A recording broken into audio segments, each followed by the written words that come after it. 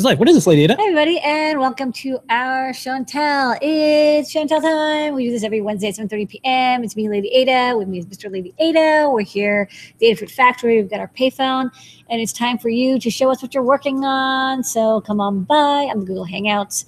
I posted a link, and we do every week. And show us what you're making, hacking, soldering, knitting, 3D printing, whatever it is that you're doing. We'd like to see it. We'll start off with some Adafruit folks. Yeah. And then kick it off to everybody else. We got to be out of here at 7:50. So let's start with Scott. Minutes. What you got, Scott? Scott. Hello. Last week or a couple weeks ago, I set up. It's not working. I set up a Discord, and my screen share isn't working, so I won't be able to actually show it to you. But in the chat, describe the Discord. I will describe. Yes, this is the opposite of showing maker charades. It's the opposite. Yeah, so Discord's a chat room that's super popular with streamers. And so some folks wanted to be able to chat after the live shows happen. And I was like, oh, sure, I'll put together one. And then last week I went a little crazy with it because I discovered that it has a webhook API, which means that I can basically push a bunch of notifications from everywhere into it. So if you join, you'll see a welcome channel, and there's a code of conduct that you should read so that you know how to behave. Otherwise, bad things will happen. People will be unhappy, including myself. But some people will be really happy because you won't be there. Yes. Yeah, see? Yes. It's the same. It goes both ways. Yes, it's the same code of conduct that I've started putting on all of our repos. Makes it better for everybody. But we have like a general chat, 3D printing, a live broadcast chat, and then I've piped in GitHub commits so you can see what Adafruit repos are actually being worked on. That's funny. Yeah, I did that. You need to type faster. I did that with HipChat with other stuff. No, the hooks are really neat because it gives you status. It's cool. Yep. Yeah, so learn guides are in there now too, all the YouTube posts and the blog posts. So if you want to just know, like, have your finger on the pulse of Adafruit, this is, I think, a really cool way to do it. And I've got some ideas for some other things we could do as well, like in-stock notifications and stuff, which I think would be super awesome. So I'll post a link in the chat and the chat of Ask an Engineer as well for people to join. Thank you. Yeah, we took all the good things about IRC and we left everything else behind. Yes, definitely. PCC some wares. Okay, next up. No, Pedro. Hey, what's up, everybody? Happy Wednesday. This week we got to work on something pretty fun and pretty different. So what I have here is a fingerboard for an Adafruit Feather. So this was actually Phil's idea because he's kind of a skateboarder himself, and I kind of like skateboarding as well. And you smashed the two together. Hey, there you go, Thrasher for the subscribers out there. Yeah. So this was a lot of fun. This was printed in wood filament. So you can do that, and you can do a lot of cool finishing techniques. And I just had a lot of fun making one. Pedro, you made one too. And we kind of approached it differently from a design standpoint. Yeah. So I used patches and sweeping between them. And Pedro did more of like the sculpting route. So we both have two different designs and kind of get two different results and even two different ways to print them. So Pedro doesn't need any support material, and he has the standoffs built into it. I opted in to use the nylon standoffs and use support material and a raft so I could print it vertically to get this kind of concave and curvature on it. So it was a lot of fun. We put together a little guide for everybody that can check it out, and I had a lot of fun making the video too. So you got to play with Gavin a lot with this one. Since this is exactly like skateboarding. You each did your own tricks too. Yeah, basically that's how we approach everything. Like, okay, like how can I do it differently? And for the people asking why, it's a lot of the design, the way that we designed it, like you were saying, in the sculpt environment and in the patchwork environment, and then of course the material characteristics of how to get actually. That's right. Since this is wood filament, you can kind of play around with the different colors. So as you change the extruder temperature as it's printing, you get these different shades of color. So a lot of fun. If anyone asks why, just tell them to look down. They're spinning a fidget. Like there's fidget. No, like it. You know, like that's. This is a lot funner than a fidget spinner. Yeah, it's really cool to have. It's like you get to design your own. Yeah. And like, I remember when fingerboards came out when I was younger in skateboarding, it was like, oh, we're never gonna like have little skateboards, and it was like, oh my god, there's little skateboards everywhere. So it's a neat way to bring electronics around. Yeah, and then there's handboards. It's a whole other thing. And the thing that blew my mind, the handboards, yeah. Oh, the bigger ones, yeah. You use 2 hands. And then the other thing that blew my mind, it's like sort of like an underground, but still, what is it? Yeah, it's a nice maker community. Yeah. Oh, the money thing. It's that they're coming in. It's a $120 million industry, so I think it's pretty. Yeah. See, like. It's pretty substantial, I gotta say. But no, they got a lot of DIY maker stuff. So if you search on Instagram, I'm following a lot of dudes that make the molds. You can 3D print the molds. You can make your own with veneers. A lot of people do custom graphics, laser cut, different designs, a lot of different things. It's a deep rabbit hole. I'm glad we got to do it. So we did ship out, I think, 3 of these to the office. So they'll be coming in. Okay. I think today. Yeah. Okay. They should be there somewhere. Like, well, it's a holiday, so and we'll today. show the video today on the show. Yay! Awesome. Thanks, guys. All right. Next up, JP. Hey guys, how you doing? So I have a project that's going to be coming out next week. I'm actually going to be out of town, so I've got something that I've prepared that's going to come out with a learning guide and a little video for next week and something for the week after. This is a little preview of the one for next week, and this is my Metro Minimalist clock. So this is a Metro Mini, and I used one of our real-time clock modules and a little 7-segment backpack. Just I needed a clock. It's nothing internet connected, anything fancy. Is literally just I wanted to make a clock but have its own style. So I first put it on a breadboard to get things working, but then I decided to kind of dead bug air solder it by setting all of the components into long female header strips and then using hookup wire to solder all of the pins that needed to be connected. So it has this kind of neat look without being on a perma-proto board or anything like that. And then I just took some scrap.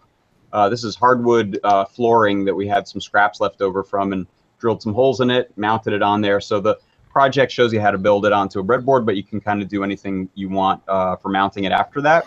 And then the other thing that I kind of realized I should have thought of this to begin with is these displays usually look like this. This is actually a white LCD display, and I know on video these will flicker a lot. They actually don't do that in real person, but it's just a frequency matching thing with the cameras.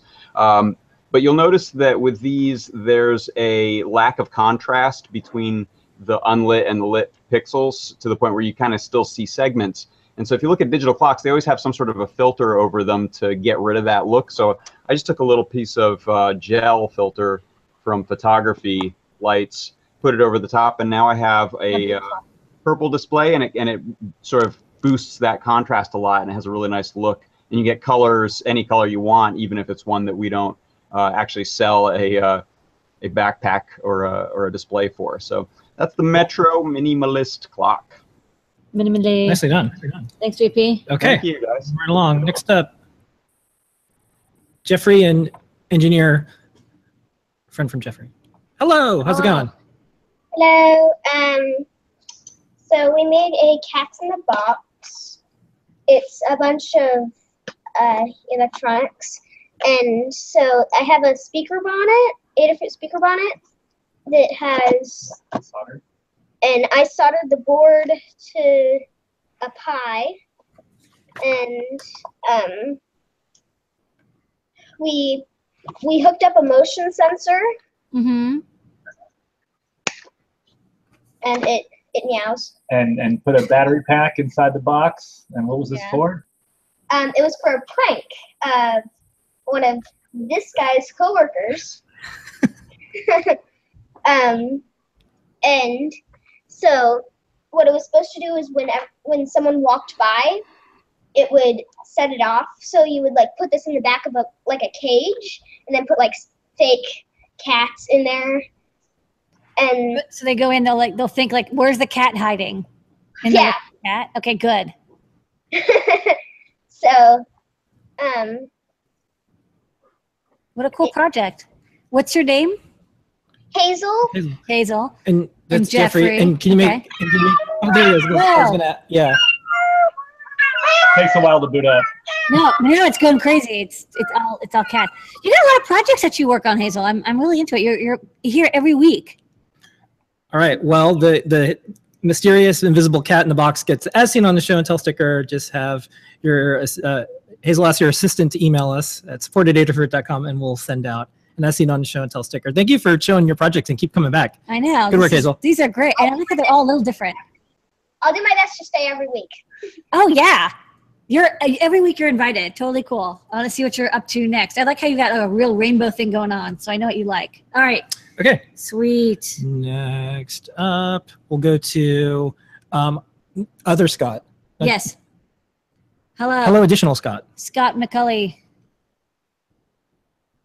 We can't hear you. Unmute your mic and show your project. All right. So a few months ago, I started off on this big eye bicycle project where I had the NeoPixels on the wheels and stuff, and I was working on the headlights with NeoPixels inside. And so I just wanted to give you a little update where I've been doing on that. So it's got the eyeball in it. And you can see the center of the eyeball that moves. And then it's got different patterns for the with the NeoPixel ring.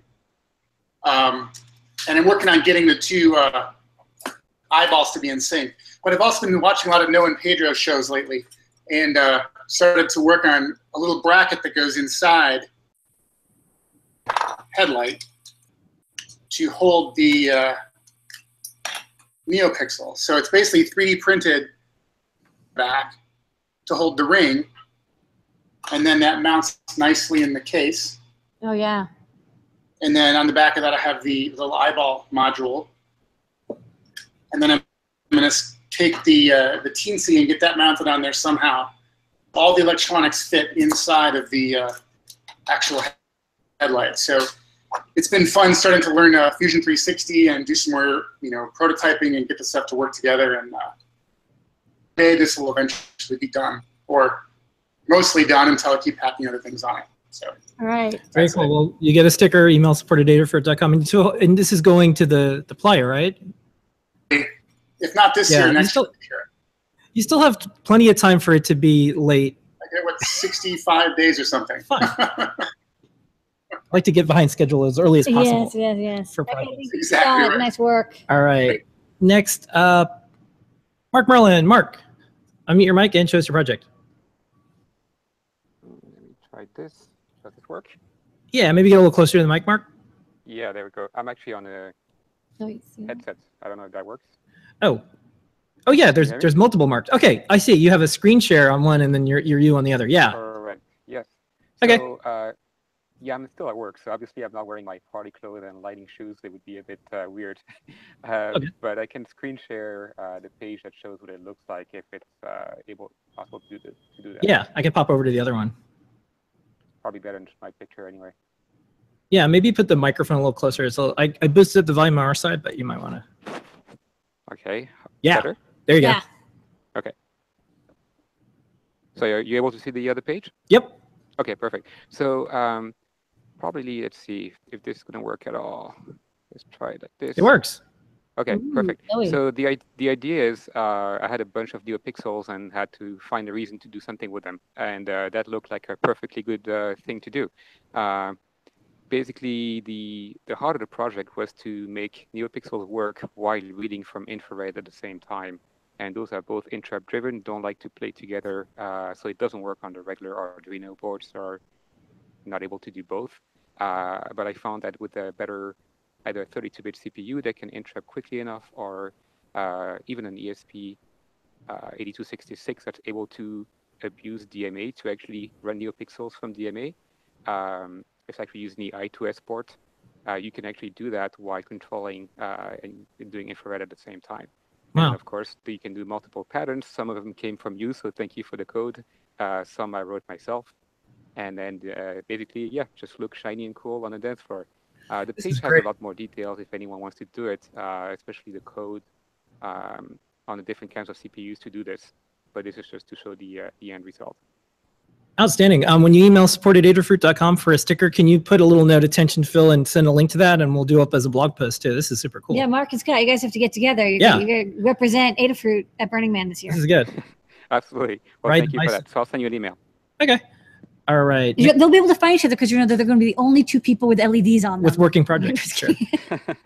All right, we're gonna go to John K, and then right after that, Stuart. So you each have like a couple minutes. Go for it, John K. Hey, John K. Hey, can you hear me? Hey, sound great. John.